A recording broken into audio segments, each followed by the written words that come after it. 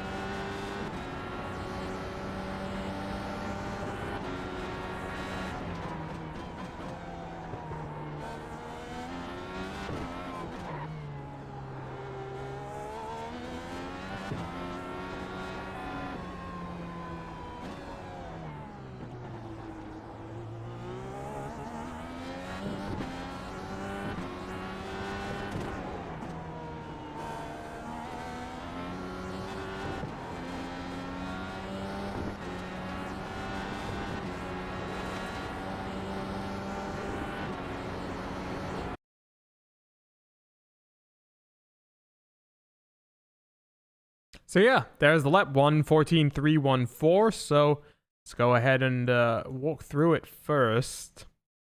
And so yeah, there's a few things to kind of talk about, like I mentioned at the start. It's all about carrying as much momentum as you can. It's all about just building up the confidence. And so it's all about practice at the end of the day. And the more laps you do, the better you'll get. I think this lap was lap 2 of this stint, as in the first flying lap. So I done my out lap and maybe one more actually based on that fuel number. But yeah, let's go ahead, walk down to turn number 1. And now turn number 1 and obviously turn number 2 is quite famous for the incident that happened a while back with the pace car. But looking for the 300-meter board, that's going to be where you look to brake. And now something that I like to do is I like to slow down a little bit more early because I get a little bit nervous going over the bump and the crest of turn 2. So I try and slow down a bit more earlier so I can kind of get my car straightened out a bit earlier. But I don't think that actually worked out this time around. So you can see braking at the 3. It's a little bit of a just dab on the brake and then trail it off. Then trying to hang on to the right-hand side here of the inside curb. We go up to the far... Actually, no, let's stay on the cockpit here because you'll see I'm still trying to stay relatively tight because the corner opens up quite a lot. And you're trying to attack the power, and you can see how nervous I am. Like, I'm trying to find the confidence there. And really, by the time I got the confidence to get full power, I was already all the way up to the wall. So you can maybe find a little bit of time there compared to me, but still not that bad. And then you come down to turn 3, which is one of your potential passing opportunities because it's a heavy braking zone and you can potentially make a late braking move if you unsettle the other driver. Now you're braking, we'll have to rewind just a little bit, but braking at that 300-meter board. A little bit earlier, actually, I think what I'm actually using, which is not good habit and I would not recommend, is I'm braking kind of at that shadow. If I switch to the far chase, maybe you can see. Well, it's not a shadow. Okay, it's one of those patches on the ground. So that might not be a bad place to use for reference, actually. So let's go ahead and try and find it. So I'm using, when the vent on my aero screen kind of covers one of those patches, that's when I'm braking. So braking there, and you can go pretty hard on the brakes. Not all the way to 100 in my case, but close. And then fairly constant on the brake, to be honest. And the important thing is that you're trying to make sure, and you can see actually based on where I have the car positioned and placed right now, trying not to get any of the inside curb, because it can unsettle the car quite easily. And once again, it will unsettle your momentum, and that is not what you want to do. What you do want to do, though, is try and get on the power a little bit more, which I think I'm struggling to do there. Yeah, I kind of only got on power at the apex, so maybe you can find a little bit of time by getting on the power a bit better than me. But now we go all the way down here on this short run. And this is where it can be difficult to find a braking zone, because you can kind of tell there's not really any visual references. You can, if you're brave, use the billboards on the left, but my concern would be, how do you trust that you're counting every time to the right one? If I try and go in slow motion, I don't think you can really use, I guess you could try and break it like the second, no, third. No, yeah, it's between like the third and fourth blackboard and then the whiteboard. So I don't know, but basically it's hard to find a braking zone. So just find a way that works for you. The way that works for me is kind of after I come under the bridge, which we're doing right here. It's about a second. You can kind of time it out. But the important thing is, you can see here, I'm kind of already preparing. There's a little bit of threshold of brake and throttle at the same time, which is not always what you want to do. But in this case, it's whatever I'm doing. That's because I'm trying to power out. And you can power out quite nicely. And if you power out well, you get all the way out to the wall. Super close. Very close to touching. But then you're doing the same thing all over again now. That's basically what you're doing all the time. This time you can use the lamp post on the right hand side of the track. So if you should be able to see it. Once again, if you have different graphic settings, you might have different you might have some of the things that I have turned off. So just keep that in mind when you're watching this through and trying to pick references. You might have to accommodate the fact that your system looks different than mine. But yeah, coming onto the brakes there, and once again, you don't want to get on the curb here on the left-hand side, but it is imperative you get as close to it as you can. So once again, powering out, very gentle, because I really find that the rear of the car is very unstable through that part of the corner, and so that you can kind of see also in the way my braking was. It's a bit hard to tell from the graph for me, but brake hard. I was braking hard quite initially, trying to scrub as much speed as possible so that I could get off the brake and transfer weight so that the car was a little bit more balanced going through the corner. So that's what you can kind of see on the thing there. But once again, another left-hand 90 degree, and it's going to lead into, guess what? A right-hand 90 degree. Now this corner is a little different, because what you do is you can use the braking reference of the lamp on the right or the billboard kind of in between the two. Actually, no, it's a bit earlier than that. Okay. I feel like you're going even deeper. Ah, okay, no, it's into that tree. That's what I was using. It's the tree on just before that.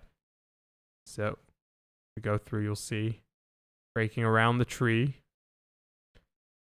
And you want to get close to the inside here, but again, you run the risk of getting too close to that wall and damaging your car. So, what happens here is I slide quite wide, but it's not terrible, because like you can see kind of from this shot is right after where the black part of the tire barrier ends, the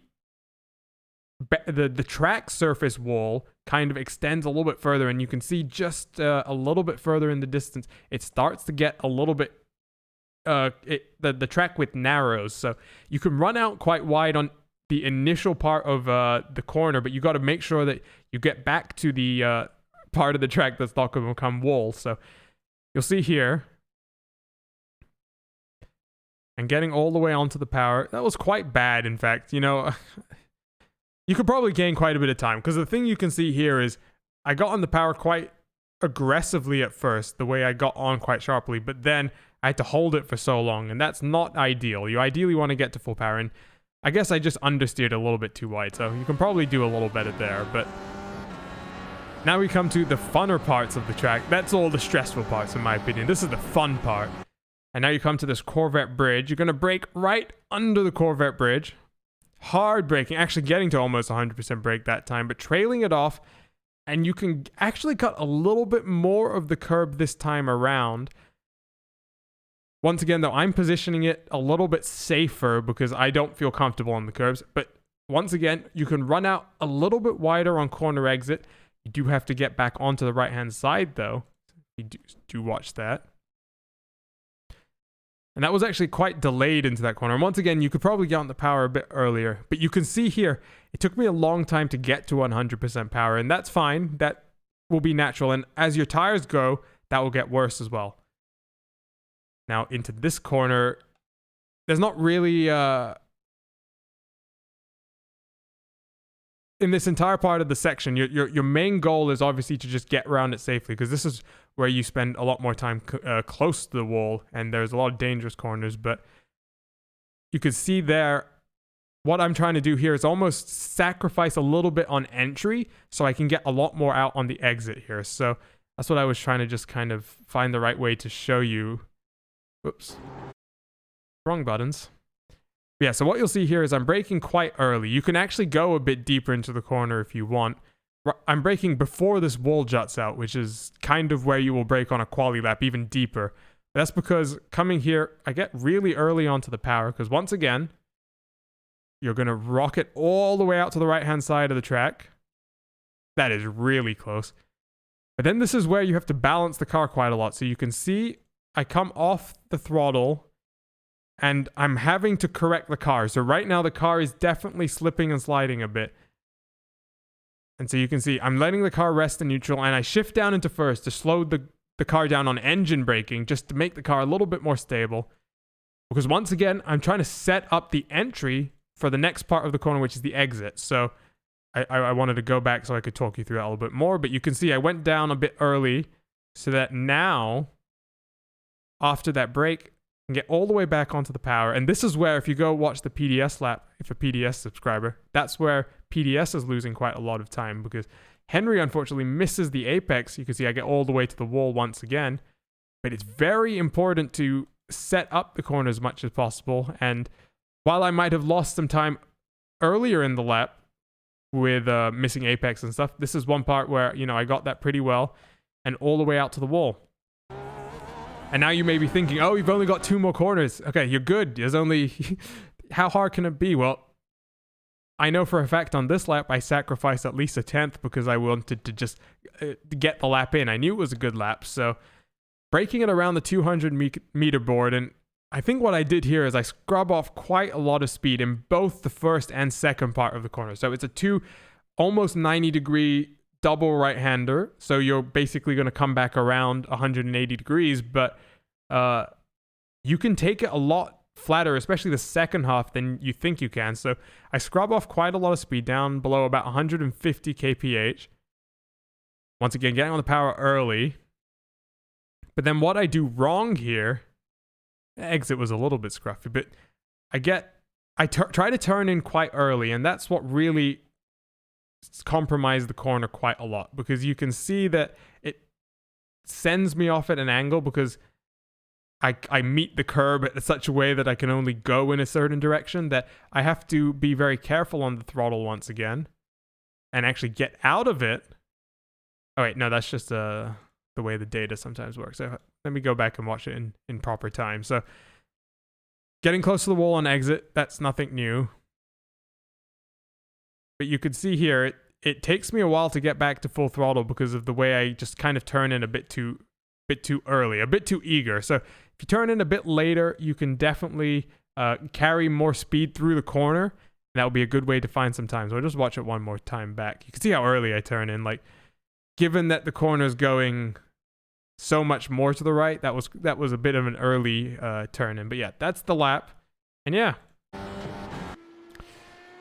all the way down towards the finish line for a 114.314. So yeah, in terms of the setup's a little bit loose, but I think that's an acceptable compromise, because compared to some of the other setups that I've tried in the past, that are available through services like this, they tend to be quite low to the ground, and especially in a long race like the IndyCar iRacing series, the full-length races, you're going to damage the under tray of your car, and that's gonna cost you more time. So this setup, you're not going to ground the car much at all. Obviously, there are some bumps that will ground it, but definitely a lot better in that regard.